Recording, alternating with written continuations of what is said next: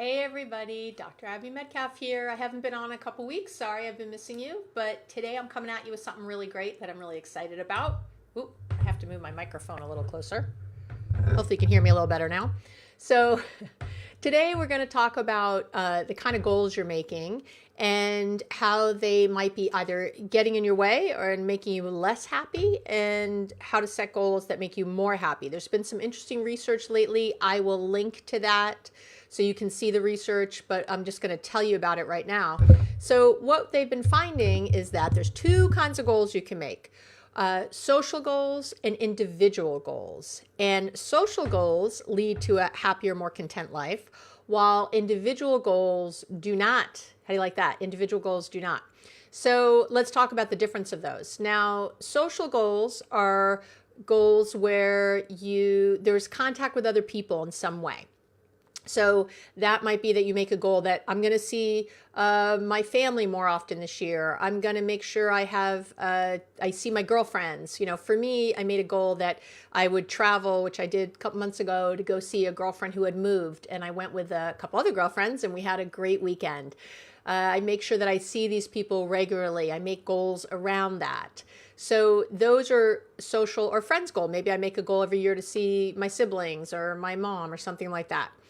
Another goal you could have that's more of a social goal is something where maybe you're volunteering. Maybe you want to be at a nonprofit, work at a nonprofit, or you just want to volunteer your time somewhere. You decide you love animals or the environment or whatever that is, and you make it a goal to volunteer. Another way you can do a social goal is maybe you're going to spend more time, maybe you're going to teach your kid to swim.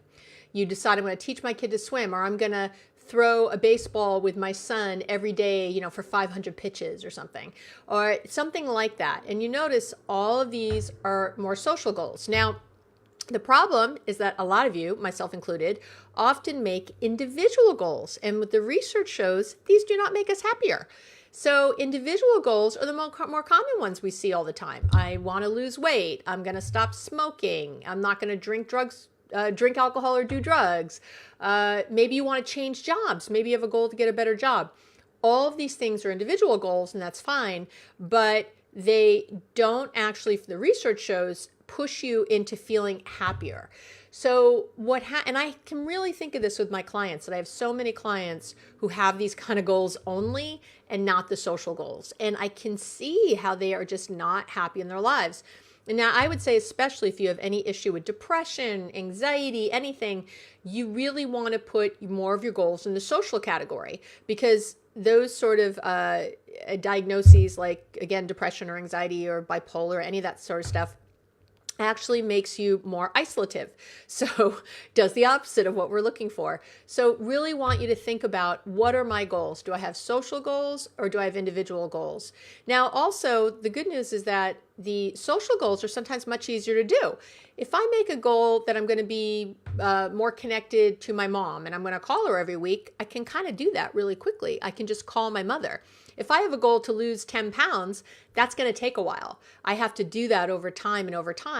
And obviously there's a better chance that I might quit. So the really nice thing about social goals, and this could be, the research shows this could be part of the reason why people are happier when they set them, is because we can get them. We can do them easier, better, quicker, whatever those words are. So either way, if you're going to end up happier, and when I say happier, people feel just better in their lives, a higher satisfaction with life, then you need to have these other goals. Social connections definitely are one of the keys to well-being and feeling good in your world. So I want you to think right now about the goals you made this year or this month or this week, and really think about how many of those are social ones and how many of those are individual ones.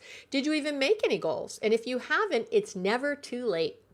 It's a really great idea right now to think of one social goal you'd really like to have. Make it simple, make it easy, something you can really do, but start to connect That's where the good is. That's where the love is. That's where the happiness is. It's in our social connections. We are wired this way. It's in our DNA to want it. Look at you. You're on Facebook now. You're looking for social connections. This is exactly how these platforms and why these platforms are so successful, is because they're called social media. Doesn't take a brain surgeon to figure this out, right? You don't even need a PhD. So I want you to start thinking today of how you can really create some social relationships that really feel good, some social goals that really feel good for you. It doesn't mean you can't have an individual goal. It means you just have to also at least have social ones. All right, thanks a lot. I'll talk to you guys soon.